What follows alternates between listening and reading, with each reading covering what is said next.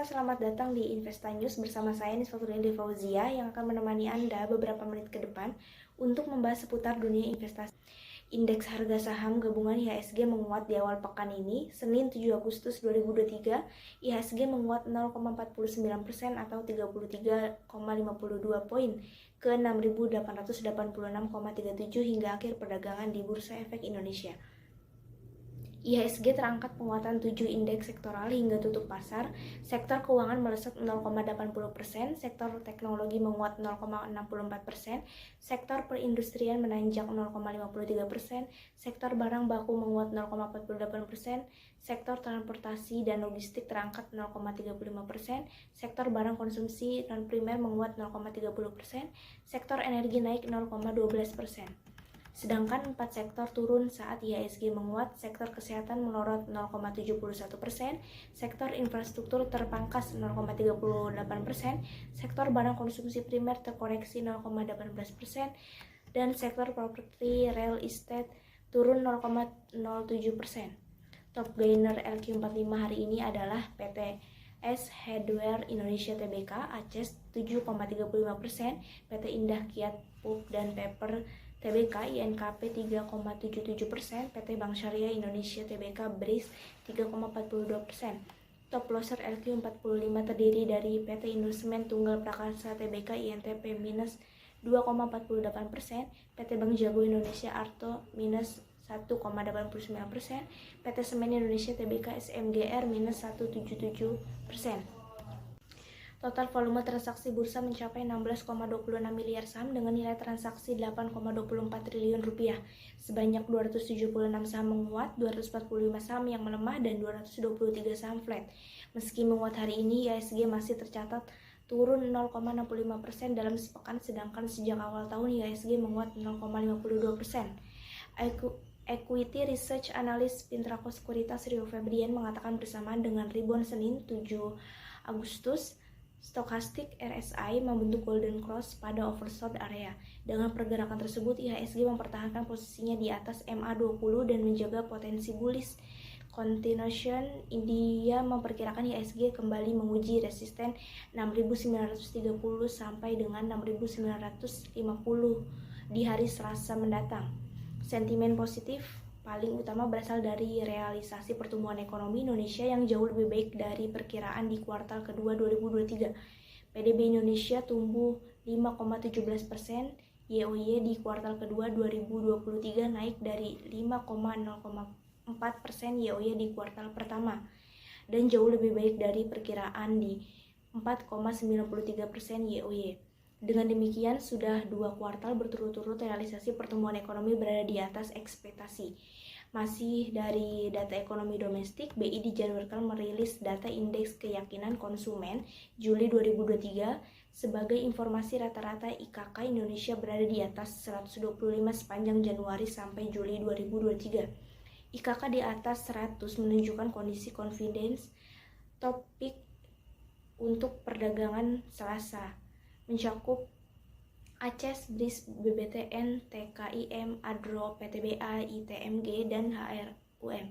Hari ini rilis data pertumbuhan ekonomi yang lebih baik dari proyeksi berhasil mempengaruhi sentimen pasar di tengah bursa regional yang mayoritas melemah. Besok sentimennya akan seputar rilis data ekonomi Cina yang diproyeksikan akan negatif sehingga berpotensi menyeret IHSG untuk turun, kata Fajar.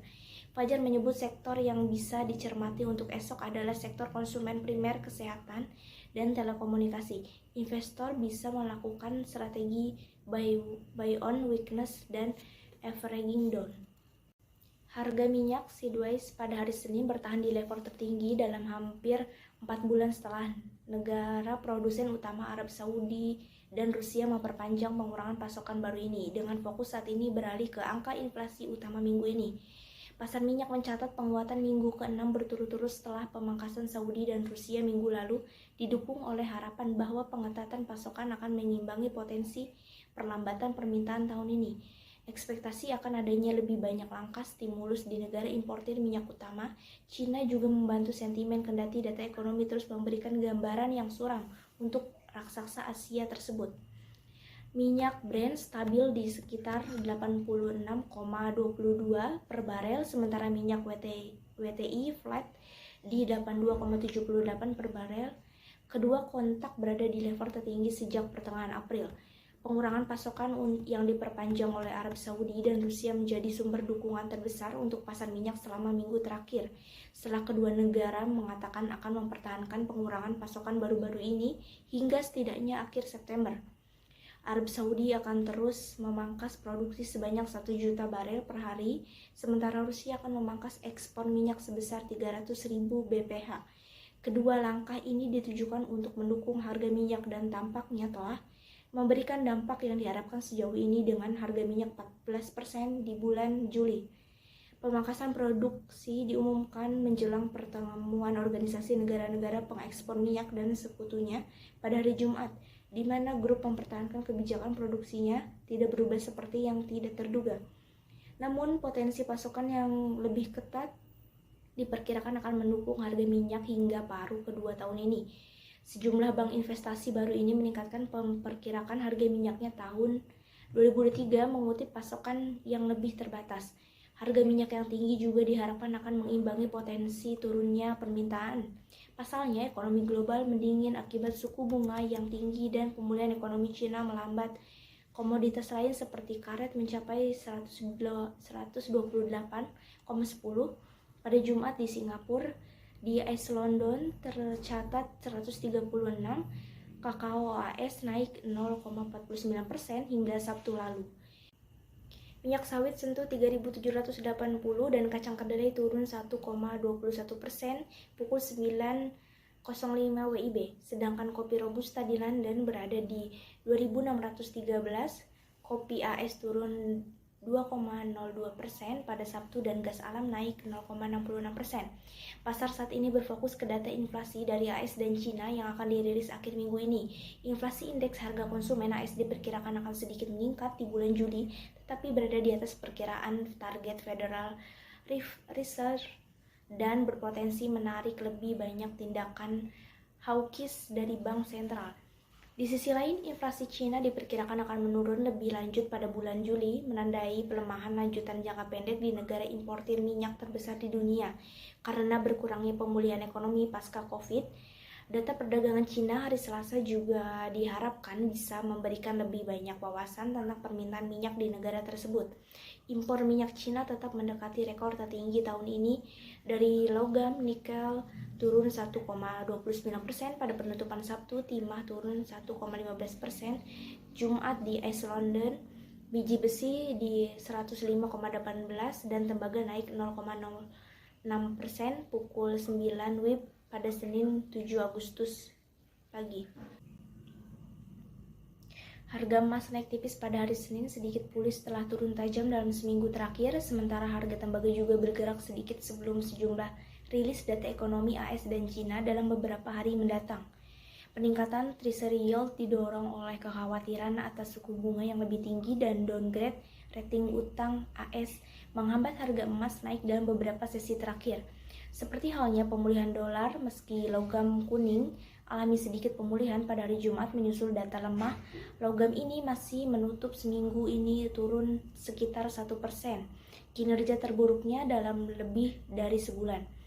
Emas spot naik 0,1% menjadi 1.945 dolar per oz, sementara emas berjangka yang akan berakhir pada bulan Desember naik 0,2% menjadi 1.979 per oz pukul 7.46 WIB.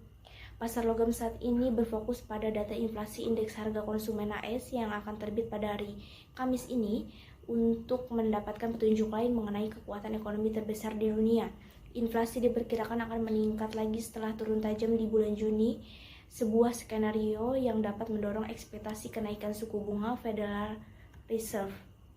Emas diekspektasikan akan turun lebih lanjut dikarenakan angka inflasi yang kuat, sementara dolar akan terapresiasi. Potensi kenaikan suku bunga AS yang lebih tinggi untuk jangka waktu lebih lama telah menekan logam mulia ini dalam beberapa pekan terakhir. Saat traders lebih memilih dolar, bahkan ketika Fitch menurunkan rating utang AS, downgrade rating kredit Fitch juga memicu kenaikan kuat Treasury yield AS yang menekan aset-aset yang tidak memberikan imbal hasil seperti emas. Logam mulia lainnya sedikit beragam pada hari Senin, tetapi juga alami penurunan tajam dari minggu lalu. Platinum naik 0,4%, sementara perak turun 0,2%, sementara komoditas nikel turun 1,29% pada penutupan Sabtu, timah turun 1,15%, Jumat di Iceland dan biji besi di 105,18 dan tembaga naik 0,06% pukul 9.03 WIB. Harga tembaga turun sedikit pada hari Senin dengan fokus beralih ke beberapa indikator ekonomi Cina yang akan terbit minggu ini. Tembaga turun 0,1% menjadi 3.850 per pon. Importir tembaga terbesar di dunia ini akan merilis inflasi dan data perdagangan pekan ini. Kedua angkanya akan memberikan lebih banyak isyarat tentang perlambatan pemulihan ekonomi di negara tersebut. Sementara impor tembaga Cina tetap stabil tahun ini, memburuknya kondisi ekonomi di negara itu telah meningkatkan kekhawatiran atas buruknya permintaan. Data yang dirilis minggu lalu juga menunjukkan ekonomi menandai awal yang rupiah spot ditutup melemah 0,10% ke level Rp15.185 per dolar Amerika Serikat di akhir perdagangan Senin 7 Agustus 2023. Rupiah diperkirakan masih akan melanjutkan pelemahan pada Selasa 8 Agustus 2023. Pengamat komoditas dan mata uang Lukman Leong mengatakan rupiah melemah terhadap dolar Amerika Serikat yang rebound oleh antisipasi investor akan data inflasi AS minggu ini. Selain itu, cadangan devisa hanya meningkat tipis menjadi 137,7 miliar US dollar atau di bawah harapan ke 140 miliar US dollar, turun memberatkan angka rupiah. Untuk besok, Lukman menilai dolar Amerika Serikat akan berada di atas angin hingga data inflasi, namun rupiah akan bergantung pada data perdagangan Cina. Apabila seperti halnya bulan-bulan sebelumnya data ini mengecewakan, maka diperkirakan rupiah akan melemah, kata Lukman. Kepala Ekonom Bank Permata Joshua Pardede juga sepakat rupiah diperkirakan cenderung melemah terbatas seiring dengan data kredit konsumen AS dan neraca perdagangan AS yang akan dirilis nanti malam. Kredit konsumen AS pada bulan Juni 2003 diperkirakan berkisar 13,55 miliar US dollar dari bulan sebelumnya 7,24 miliar US dollar, membuka ruang untuk Fed mengonfirmasi stand kebijakan moneter yang tetap ketat, sehingga berpotensi mendorong pelemahan terbatas pada rupiah, imbu Joshua. Joshua memprediksi rupiah akan melemah di kisaran Rp15.150 per dolar hingga Rp15.250 per dolar AS. Sementara Lukman memperkirakan rupiah bergerak pada rentang Rp15.100 per dolar sampai dengan Rp15.200 per dolar AS. Berita tersebut sekaligus menjadi berita penutup kita pada perjumpaan kali ini.